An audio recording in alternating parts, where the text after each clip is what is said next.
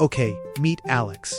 He looks deceptively simple, like a doodle that escaped a notebook, but he brings the kind of enthusiasm that makes traffic cones feel judged. I watch him tie on his shoes like it's the most dramatic part of an action movie, and I secretly admire his commitment to over-expressive stretching. Here's the pitch.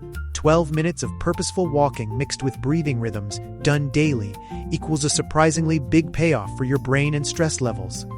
I like it because it's tiny enough not to hide from, and Alex likes it because it doesn't require him to do anything embarrassing like a headstand in public, though he will cheerfully attempt eyebrow choreography if I look away.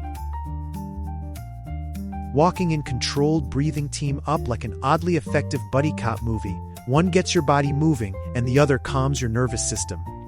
As I narrate this, Alex is practicing his best I understand physiology nod, which mostly consists of nodding and then asking whether we can get a snack afterwards. Priorities, folks.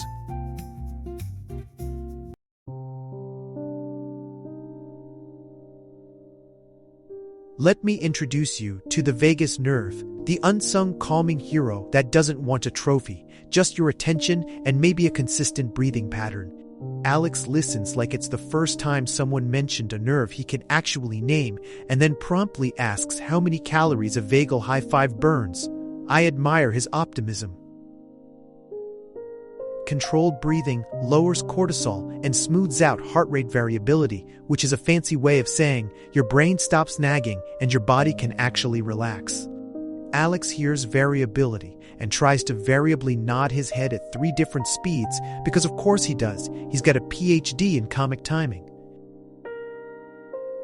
A 12-minute microhabit is small enough to bypass your internal excuse department and consistent enough to build results. That means if Alex remembers it 3 days in a row, he treats it like winning a medal. I love that about microhabits. They make inertia feel like an optional suggestion.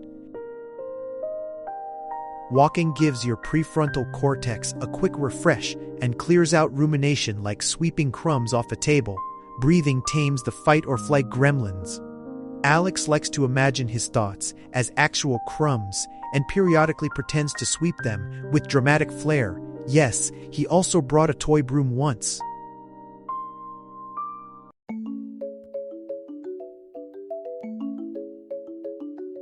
Here's the plan in numbers. 2-minute warm-up, 9 minutes of 3 rounds of focused walking and breathing, then a 1-minute cool-down. That's 12 minutes total, which is just long enough to feel meaningful and short enough nobody will call it exercise and leave. Alex tested this timeline and reports 0 boredom and only 1 dramatic existential glance at his watch.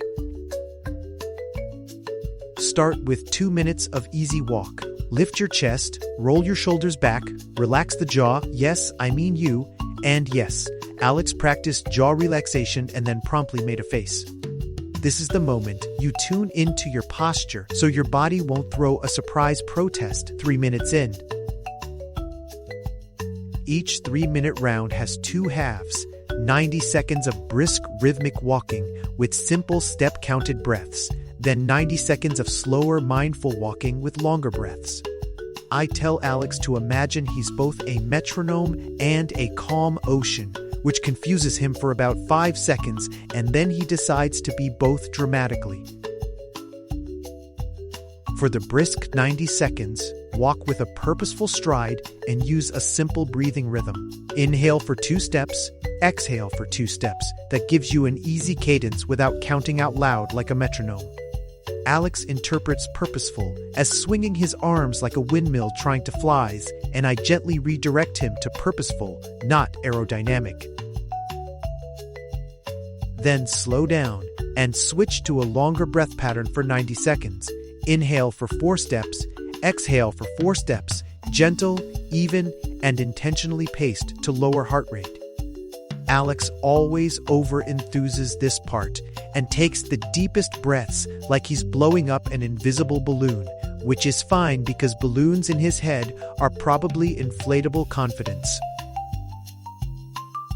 Repeat that brisk slow pair 2 more times to make up the 9 minutes, and each round you can tune the intensity a little. Keep the brisk walk, brisk but not sprinty, and keep the slow walk intentionally calming. Alex replays each round like a mixtape of calm and pep, and sometimes he adds an imaginary drummer for extra motivation. Finish with a relaxed 1-minute stroll, normal breathing, and perhaps a tiny gratitude check-in, like "I survived 12 minutes" or "My shoulders no longer live near my ears." Alex prefers proclamations like "I am a functioning human," and honestly, I will allow it because confidence counts.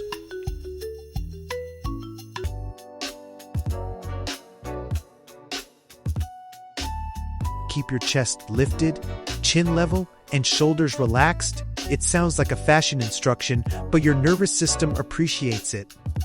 Alex tries to correct his posture by dramatically pulling his shoulders back like a cartoon spring, and I calmly remind him, "Gentles," as if I'm teaching fine art of not looking like a bobblehead. Aim for a heel to mid-foot strike and keep your steps light to avoid unnecessary jarring. Think efficient and springy rather than stompy.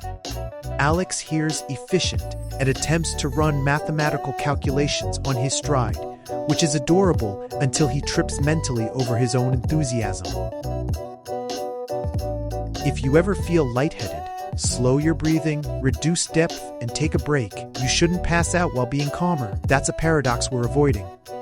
Alex once tried to impress me by holding a martyr breath for too long, and learned the fine art of the respectful sit-down, which we both agreed was dignified.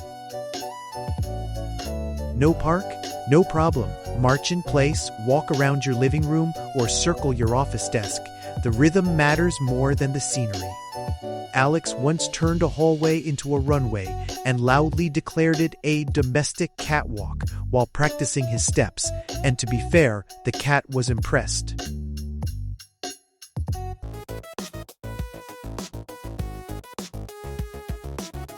If 12 minutes feels like a victory dance, do 6 minutes and call it a micro reset. If you're feeling heroic, extend to 20 minutes and get epic with hills.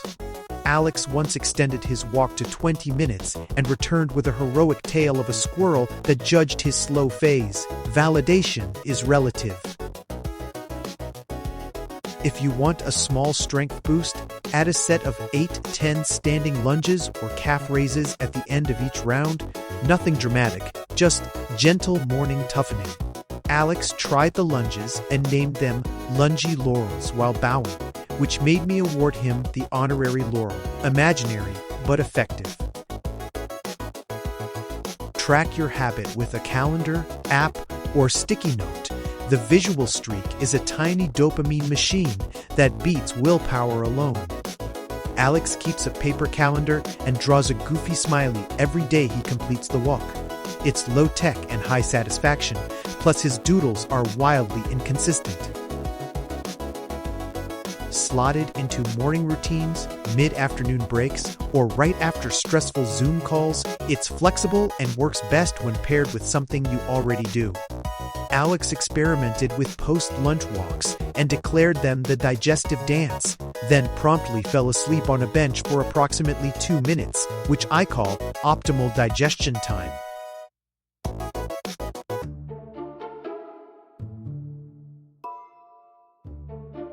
People often try to overcomplicate breathing with fancy ratios that require an engineering degree, which defeats the point of a microhabit. Alex once attempted to breathe like a metronome with a 3-step pattern that required a flowchart, and we agreed simplicity was both kinder and more sustainable. Don't sprint through the routine and don't overinflate your chest like an air mattress. Both make you dizzy or cranky. Alex tried the enthusiastic overbreathe once and learned that dizziness is not the same as enlightenment, which was an expensive lesson in humility but excellent TV.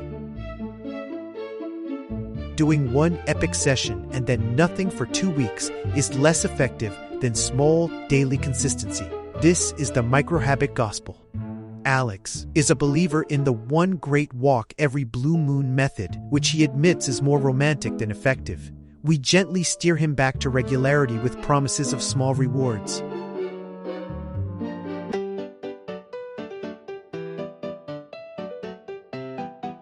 Recap time. 2-minute warm-up, 3 rounds of 3 minutes each with brisk and slow breathing phases and a 1-minute cooldown. That's your daily 12-minute reset. Alex says he likes lists because they make him feel organized. I say they make him feel organized and slightly proud, which is a good thing. Try this. Do the 12-minute walk every day for 7 days and note one change: less stress, clearer thinking, or better mood. Then tell me which one surprised you. Alex accepted this challenge and promised to report back with scientific findings, including emotional graphs, but likely will send doodles instead, and that's fine by me. This tiny habit won't solve everything, but it's an honest, portable tool you can use anytime anxiety spikes or your brain feels jammed. Alex asked if he can call it his daily brain resets, and I said yes, absolutely. So now he walks around occasionally whispering the phrase like a mantra: amusing, effective, and slightly theatrical.